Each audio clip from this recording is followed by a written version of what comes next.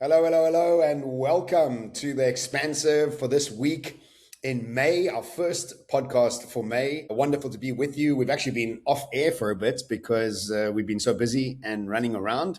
I always wonder how those big podcasts become so consistent.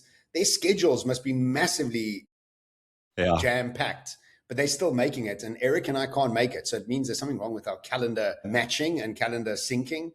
But either way, good to be back with you. We always look forward to recording these podcasts just for ourselves and also to have you along with us.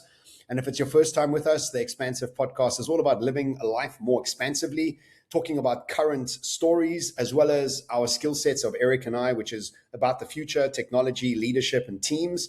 So welcome to it. We have an exciting episode with you for today. And before we kick off, Erico, what's up, my man? How are you? Hey, brother.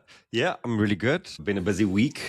Having said that, even though we are sometimes a bit inconsistent, it is still year number 6 of running the podcast, 7 of running the podcast. Hey, number 7. We started in 2019. Yes. So it's been a while, and I think we're closing in on the 300 episode mark. So it's pretty incredible that we've been able to do that, That's true, actually. I forgot about travels all over the world. the fact. Yeah, Yeah, you're right, yeah. actually. You're right. I should be less So harsh on ourselves. I think so. I think so. Yeah, I agree. And the fact that most podcasts don't make it past the 20 episode mark. And You're here we right, are, you're right, you're right, still you're right. soldiering on, still soldiering. Yes, we are. But yeah, listen, Yes, it's been we are. good. Some talks, workshops. What has been different this week? Nothing.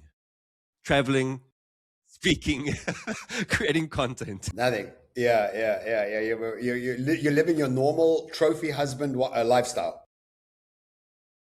What's been different in your life this week? I have to be traveling in Lufthansa instead of Emirates, which is Okay.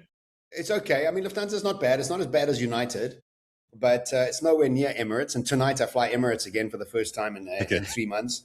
So I'm really looking forward to that. Going back to Dubai this week. How about changing it up and tonight you fly economy instead of business? Do something I new. would Do something wash different. your mouth out with soap if I was with you right now. With the amount of flying I do, it's like, no, it'll break my back, actually. I'm just looking for you to change things up in your life.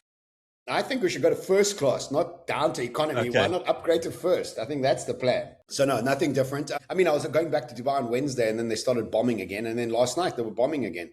But I actually Really? don't care. I'm I going didn't back even see anyway. that. Yeah, they've started bombing. Yeah, the IOGC. So yeah, I'm going back anyway. I'm there till Monday, and then Tuesday I fly to Chicago, and I'm doing the American tour, about 5 cities now: Orange County, Arizona, places I actually haven't been. So I'm looking forward to that. Amazing. A few places I haven't been, yeah.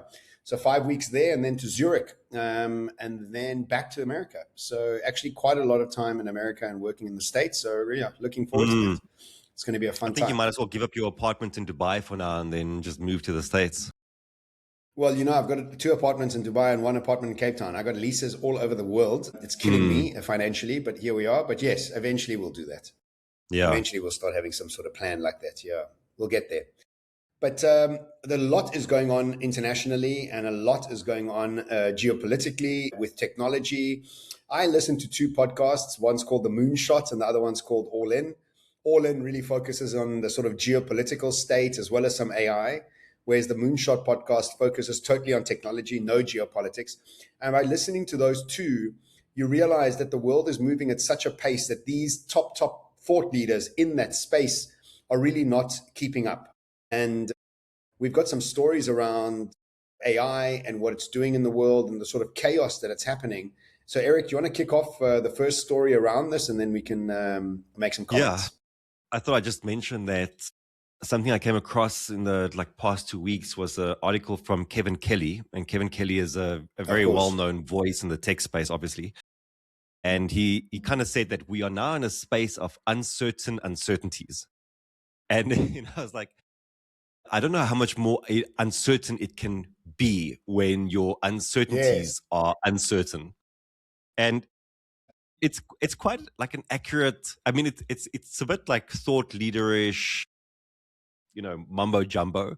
But at the same time, I'm like, I think this is exactly the way people are feeling right now, is that even the things that you are uncertain about feels uncertain. And a big part of that obviously is the pace at which things are moving. But I also think we are living in a world where we are just seeing so many headlines that are making predictions about what the world's going to be like, that are telling you that Claude has just killed your marketing team. This morning I saw one that said Claude just killed personal trainers. It's like every single day there's just this big headline that tells you what the future is going to be like. And you can't help for that to not infiltrate your subconscious in some way. And so that just creates even more like inner turmoil for how we think about the future.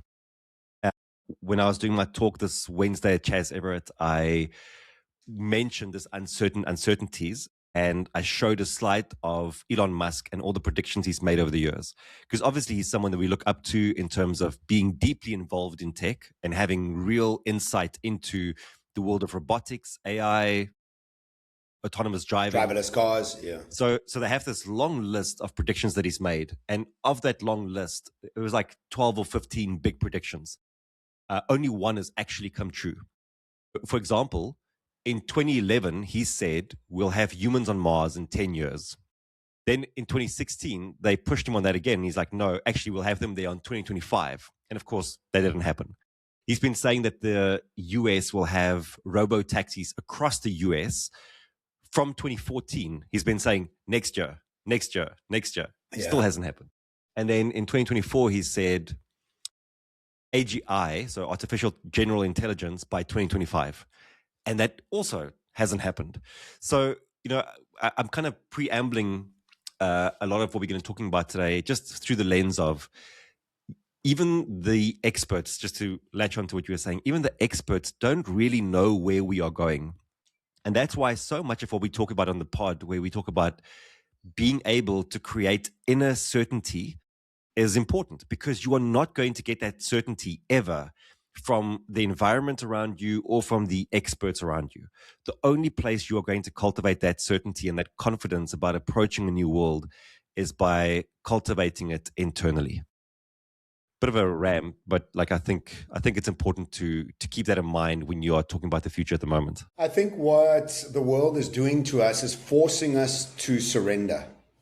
There's actually no other choice. There's no other choice besides surrender, because if your expectations are continuously not being met, you're continuously in a bad mood, you're continuously triggered, you're continuously expecting your certainty to become real. And the truth is, there is no certainty. And like I just said, I was supposed to fly to Dubai on Wednesday. We see all the bombs going off again. I was like, okay, I'm just going to stay extra 2 days in Cape Town. Now I'm flying again. The bombs have gone. I'm like, okay. Shams, my business manager, is like, John, I don't think you should be going to Dubai. What if you get stuck there? I'm like, I don't care. I'm going there. So like, everything's up. I don't care. I need to go back home to Dubai. I miss it. I might miss the tour, but I doubt that. So yeah, I think the thing is when you say to create your own certainty within, I think a better way to describe that is to figure out that within your brain, there is no certainty on the outside. And that's why the quote, follow your highest excitement at every moment of every day with maximum enthusiasm and zero expectation, is the real thing for us to do. It's an equation to focus us in to what we are curious about and what we love and what we're passionate about, and focus your energy into that, and then release everything else outside of that. And we've never been given that as a tool set. It was always about fit into a specialized form, learn about it, add value, get to the end.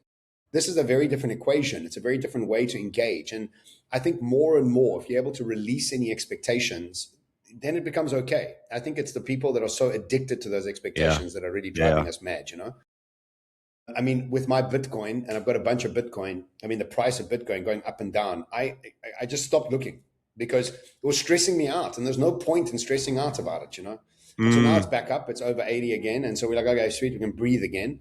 But this is the thing, is like, if you're playing in the world and you're either worried about your job, or you're worried about your kids, or you're worried about war, or you're worried about petrol price, or you're worried about food price, or all of these things that are up in the air are really totally sorted out when we stop having any expectations, So over the next 2 to 3 years, and I speak about this in one of my talks, is over the next 2 to 3 years, we still have the disintegration of the world around us. Everything we implicitly trusted has to fall away for the new world to evolve into shape. And so we are just in the end bits of the old world dying. and grabbing for little strings to have some level of certainty. But there just is no certainty. With Trump being president, with NATO and America not being friends now, with Israel and UAE now becoming friends, I mean, everything is up in the air. Like, you have no idea what's coming next. Yeah, it's like a game of what is certain. Like, can you like point to something that isn't changing or going through a massive transformation? Like, you can't. Anything that you can think of is there's some disruption happening at its foundation. Yeah, that's religion. Yeah. Although, you know what I read the other day, the gender Eric? equation has gone a lot more quieter, but I mean, that was a big topic at some point. Like, everything is up for But you know what I read the other day is, when times are good, Buddhism is the religion. When times are bad, fundamental religions are the religion. Why? Because when you feel like you're unanchored, you need an anchor. And so you see, what's his name? That guy with the black long hair, he's become fully Christian now. And he was up for all those rape charges. He was the comedian. Yeah. Russell Brand. Yeah, that's him. Yeah, Russell Brand. Yeah. He is full on Christian. He's written a book about Christianity now. And when I saw that, I thought, wow, that's so weird. And then I saw a video about when everything is cool, Buddhism. It's just easygoing. Everything's cool. We're loving our vibe. When things are chaotic, we either go into Islam or fundamental Jewish or fundamental Christianity or fundamental Islam. Obviously, Islam is not all fundamental. And the fundamentality of religion is giving some people some sense of certainty and familiarity. And then the second thing that people do is they cotton onto conspiracy theories.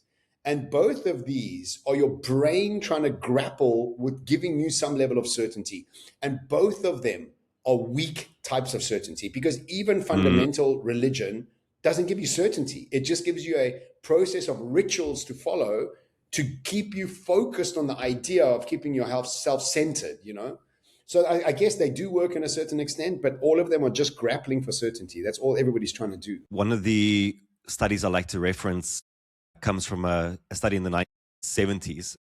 This guy was studying how do people respond to change and uncertainty, and he was studying it inside of AT&T when they were just deregulated. So have you heard of the study? No, go ahead. So AT&T was founded in 1885, and they had this incredible monopoly for a very long time. And in the 1980s, there was pressure to deregulate AT&T because there was just no competition and innovation. Too strong, yeah. So the deregulation comes through. They have to divest all of their member companies. They have 7 member companies that then get divested. And inside one of these companies was a guy running this 12-year-long study on how do people respond to change and uncertainty. And what's amazing is that he was studying this from 1975 to 1981. So he had all of this data before the deregulation, and then he had 6 years of data after it came through. And what he found was that there were 2 groups that emerged. 2/3 of people really struggled with all the changes. They had depressive and anxiety disorders. They weren't doing well at work. They weren't getting promoted. They was like essentially dropping the ball. And then the other 1/3 did really well. They were the guys who rose to the challenge. They got promoted at work. They deepened their relationships at work. And he wanted to figure out what is the difference between these 2 groups. When obviously there were lots of different factors, but the one thing that he ends up boiling it down to is that the difference between the 1/3 that does really well and the 2/3 that really struggle is existential courage. And existential courage is your psychological strength to deal with uncertainty and ambiguity. And what he then does is he's able to kind of operationalize what does that courage look like. So he says there are 3 things that you need to become good at. And the very first thing is that you have to move from alienation to commitment. And that's exactly what you were saying now, is that the world changes so quickly that it feels like the floor just drops out from beneath your feet. And I think even maybe in the world that we are in today, because it moves so quickly, it feels like you are still standing still and the world has moved on beyond you. So that first step is that you have to anchor yourself into something that is meaningful. And where we could anchor that, for example, could be religion, but 3 other things to consider is you could anchor yourself into people, action, and purpose. So anchor yourself into the people that you care about. This could be friends, family, could be colleagues. anchor yourself into action, because action is the best antidote for anxiety. I love that. Anchor Action for yourself me is such into a, yeah, action is such an important thing to do, even though you don't know what you're doing. Just take action in some direction. Yeah. And then the third one is purpose. So find something to give meaning to your action. The second action he said was to move from powerlessness to control. So see what's within your control and take action with that. I won't go in depth through all of it.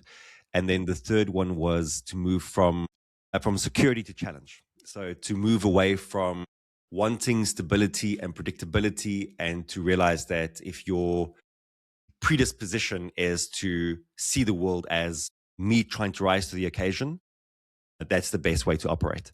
So it's interesting to me. I think that's what we deeply crave, that stability. And when the world around us doesn't give it to us, we go looking for it in so many different places. The way you've described that sounds like you're describing an entrepreneur. Yeah. And it sounds like 2/3 of that were corporate people that were trained for salaries and trained to do a job. And 1/3 of them were entrepreneurs that actually require and are fueled by uncertainty. Certainty drops you into a state of depression. This is what happened to me in my restaurants. I was actually speaking, my friend Paul's here, and Paul and I have done many businesses together.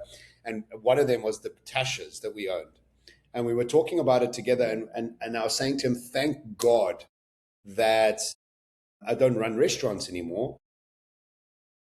Because what happens is when you get a level of certainty in the restaurant game, I get depressed. Certainty depresses me. Uncertainty excites me, but I'm an entrepreneur.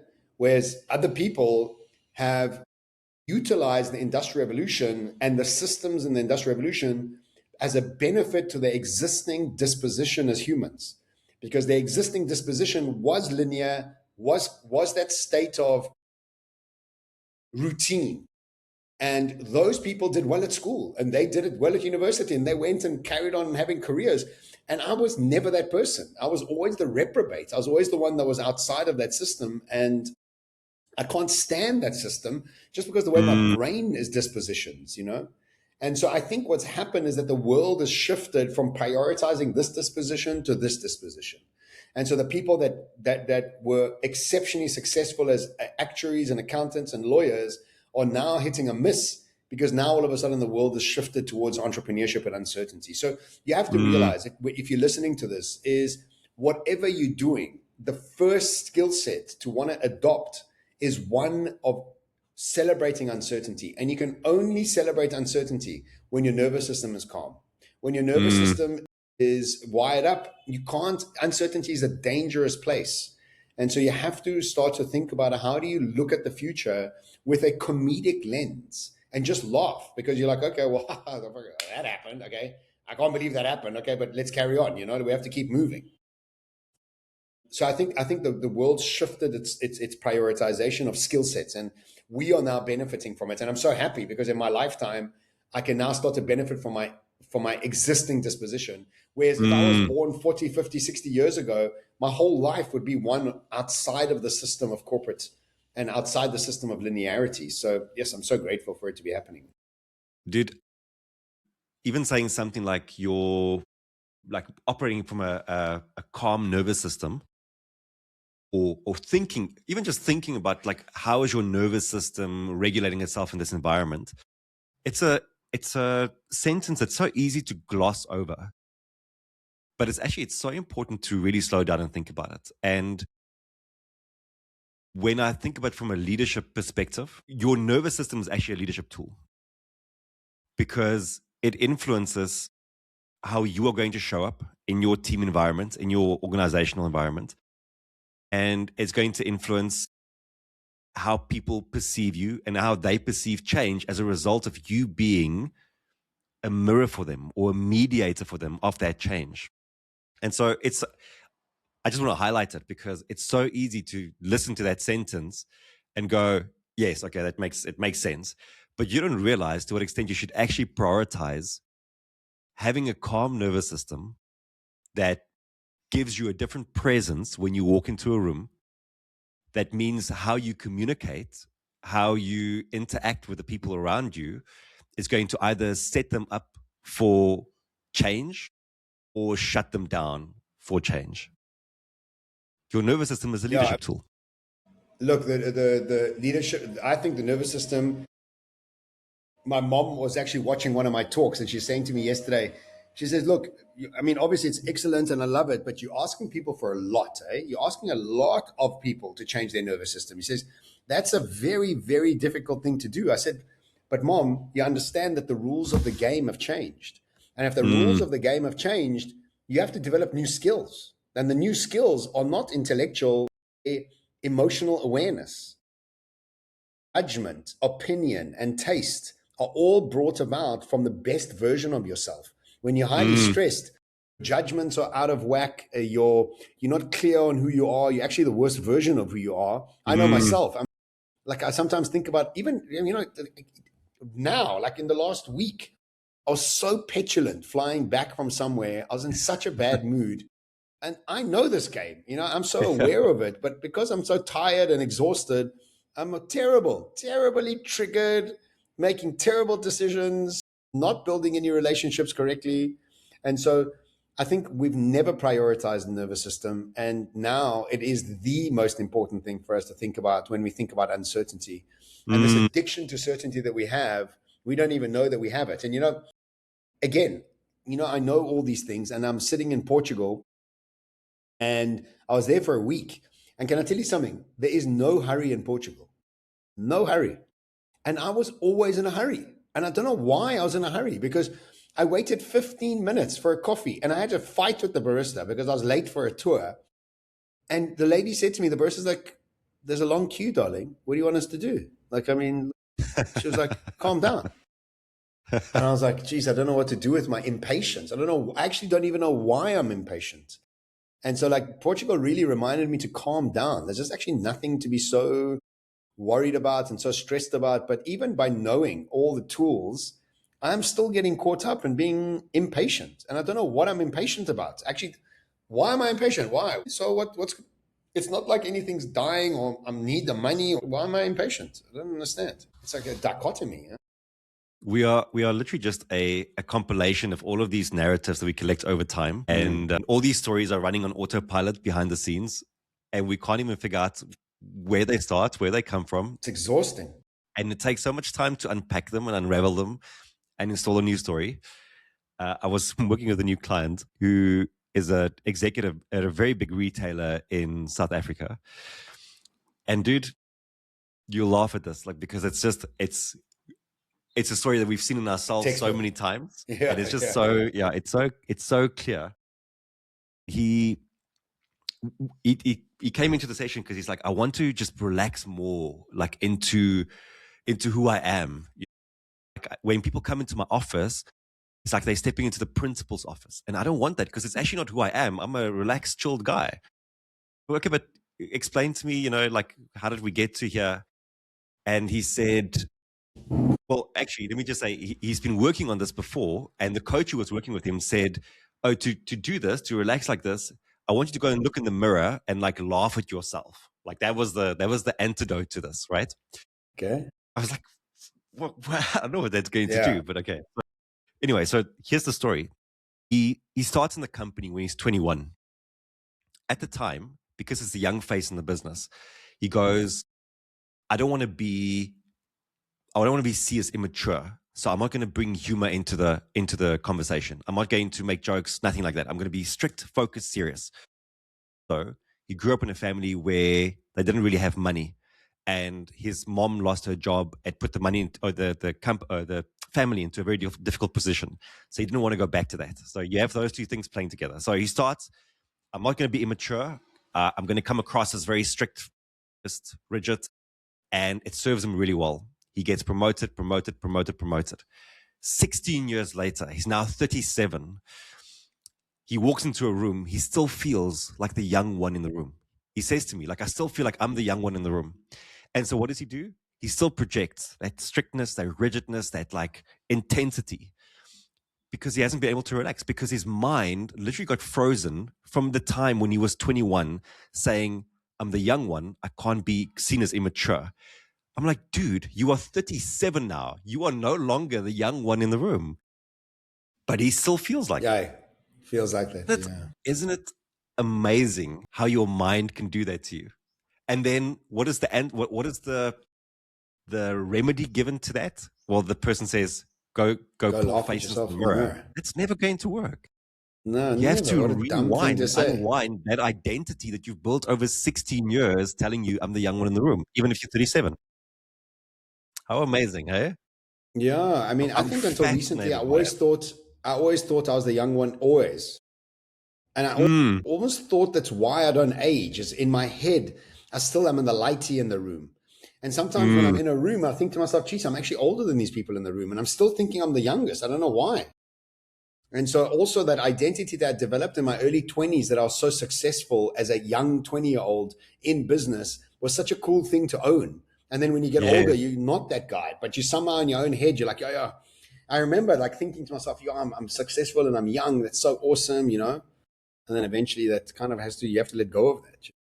But Yeah, then when you wow, step that's into the interesting. speaking world, also, then it starts counting against you because if you're the entrepreneur who's young and successful, that's amazing. Mm, But when you mm, are stepping into a room and everyone is twice your age and you're trying to teach them something, then that starts counting against you. mm. Now you're like, oh, I'm the young Totally. one. Like, what are they going to say? I remember working for Siemens, and everybody in the room was in their 50s and 60s. And I was like, I don't know, mid 30s, early 40s. And I decided to stop shaving after that talk because I was like, I look too young. I actually look too young for these people. You know, I don't know if they're listening to me. So yeah, I stopped shaving then. But that was like 7, 8 years ago. Yeah, it's Interesting amazing, dude. I mean, how we do that. that's all the work, right? Is the work around an identity for us. So, Listen, so I mean, you know, the stat that you had brought up is that, you know, people are yes, panicking around AI and there's all these job losses that are happening. You know, it's so funny because America and Europe are very different to China because China, everybody's in panic in America and Europe. And in China, two things have happened. One, you're not allowed to fire anybody because of AI, nothing. So that's now a law by the government. And the second thing is that 86% of Chinese people are super excited about AI, and only 32% of Americans are excited about AI. And mm, so you can see that the energy of China towards what's coming and where we're going is so optimistic. And it kind of reminds you of America in the 70s, 80s, and 90s. Remember how confident the Americans were? And Americans have lost that confidence, you know, in many ways. And it was you were telling me, and I actually watched it, is Scott Galloway talking about the number one brand depreciation in the world over the last few years has been brand America. And it's true, you know, brand America is suffering from that. And that energy and its approach to AI is going to see China move forward energetically, operationally, and just with more excitement around this new technology where America's shrinking towards what's coming. You know, a very small percentage of Americans are really excited about what's coming with AI, and they're all kind of in the Bay Area, in California and in New York, and maybe Miami. Everywhere else in America, people are in very big panics, you know, and mm, not really engaging with it. In fact, every time I speak to my American clients, I always remind them that they do not live in the world. They live in a bubble. And because I travel a lot, I can tell you that the Chinese cars globally have taken over. You go to America, there's not one Chinese car on the road. huge. They're just Yeah, yeah. totally protected from it, you know? So, Jetour has in 2026 sold more cars in South Africa than BMW and Mercedes combined. yeah, that makes That came sense out this because, I mean, morning. how good are those cars, bro? I mean, they're Yeah, no, fantastic cars. They look fantastic, cheaper, a hybrid. I mean, why would you want to go to that American, Chinese, I mean, American, German car brands? They seem mm, bulky and heavy and weird, you know, like totally. You know what I was thinking about the other day? You know, Emirates, Emirates for me is like a Chinese car brand or like Tesla. Do you know the power behind Tesla and these Chinese car brands is full vertical integration.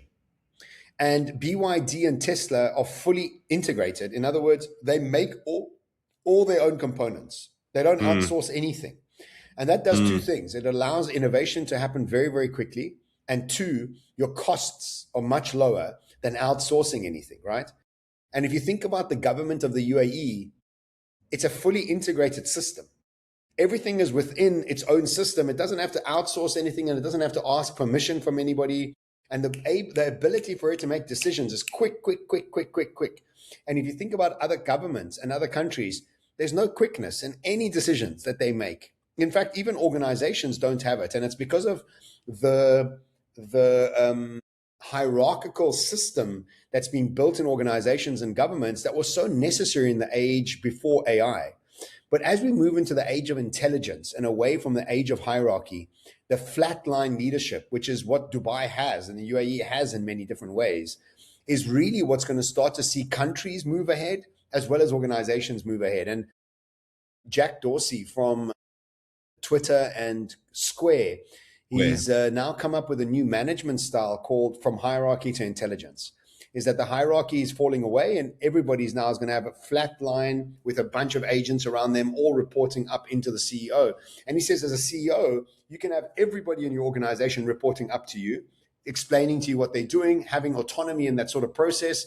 And in that process of autonomy, you're much quicker in making decisions. And the intelligence layer is also helping you make better decisions. And so as I was listening to Jack Dorsey, I was thinking, shit, I've just watched a documentary on BYD and on Tesla. And now I'm watching the UAE make decisions about the war and building new partnerships, getting away from OPEC, partnering with Israel, getting the lasers in, blah, blah, blah, blah, blah, blah, blah, fully integrated system. And you now start to see that actually the future is all about fully integrated systems.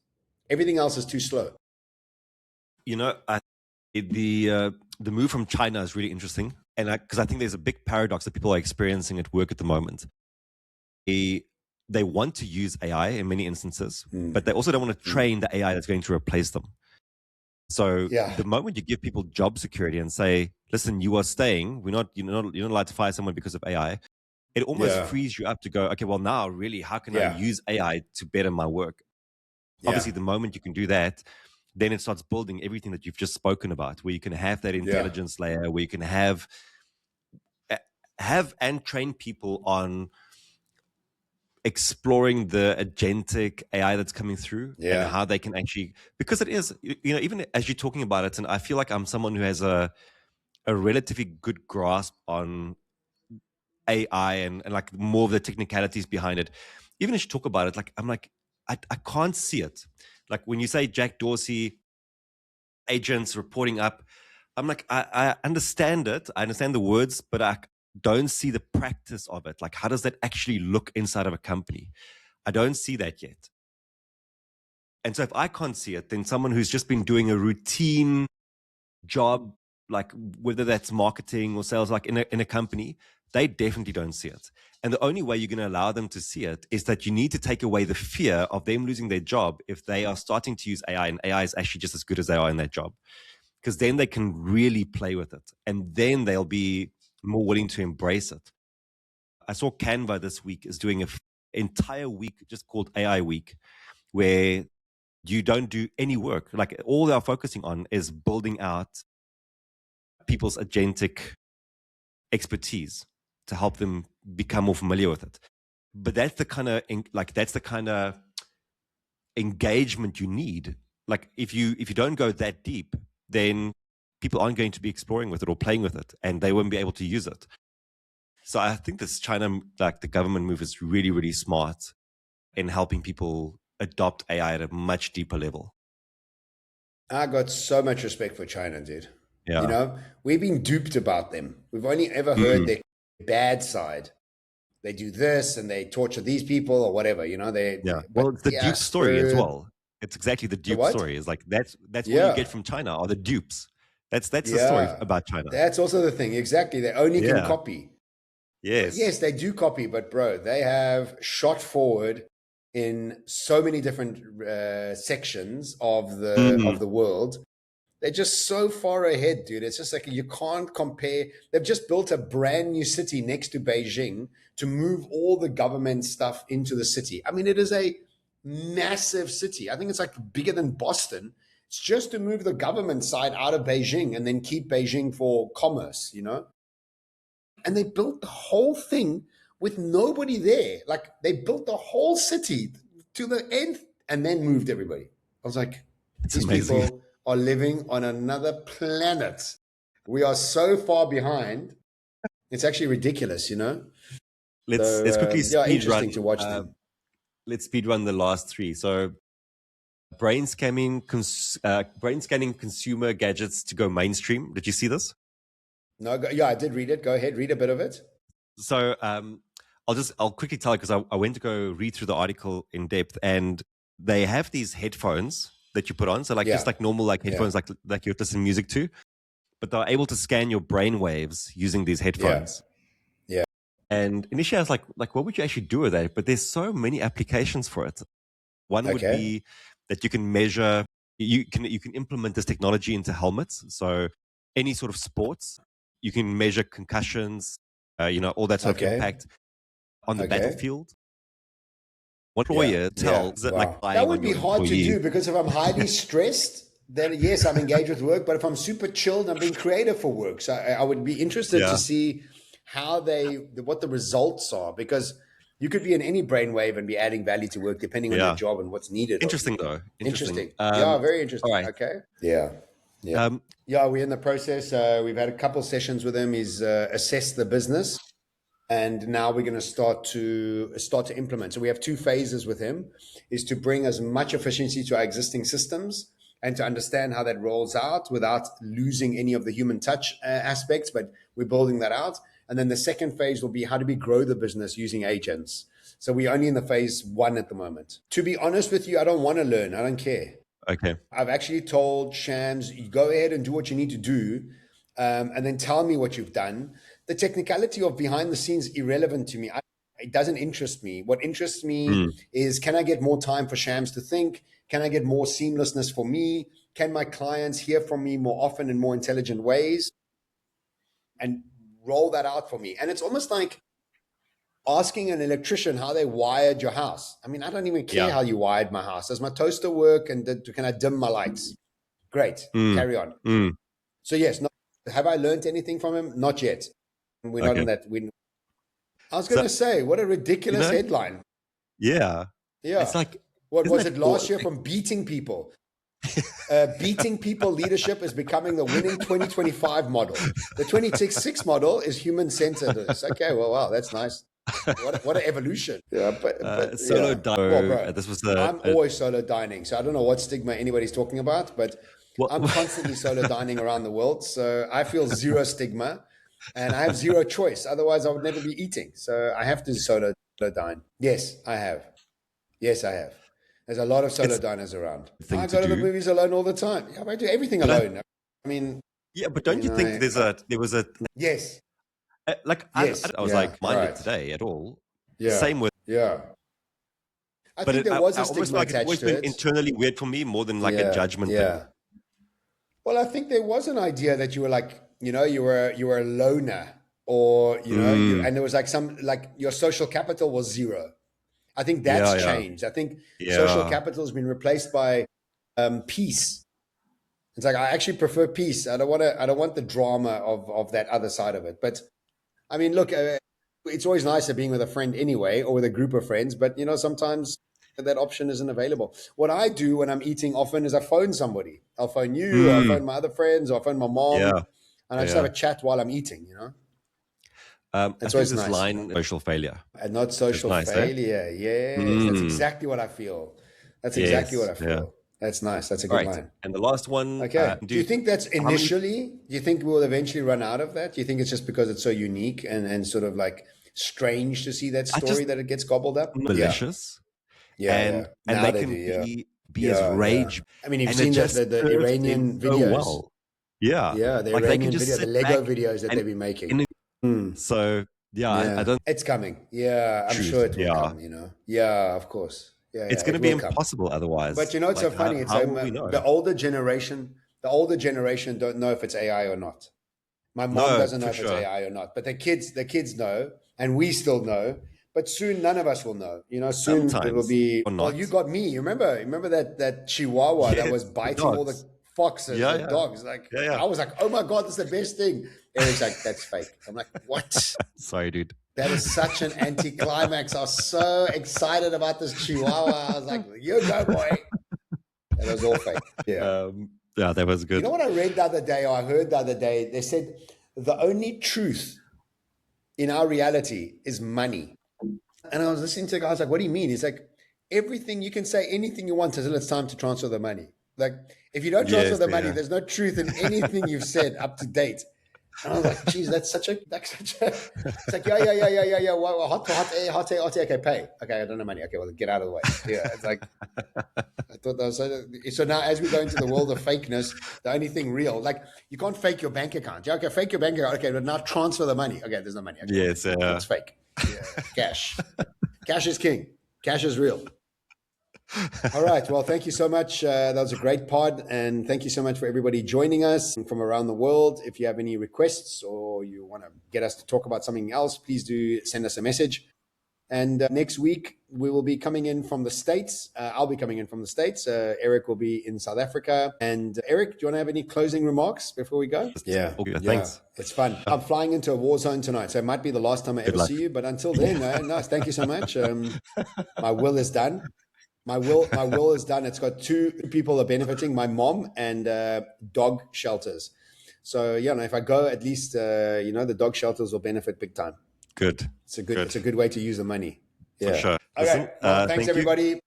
Until next week, stay expansive. Ciao.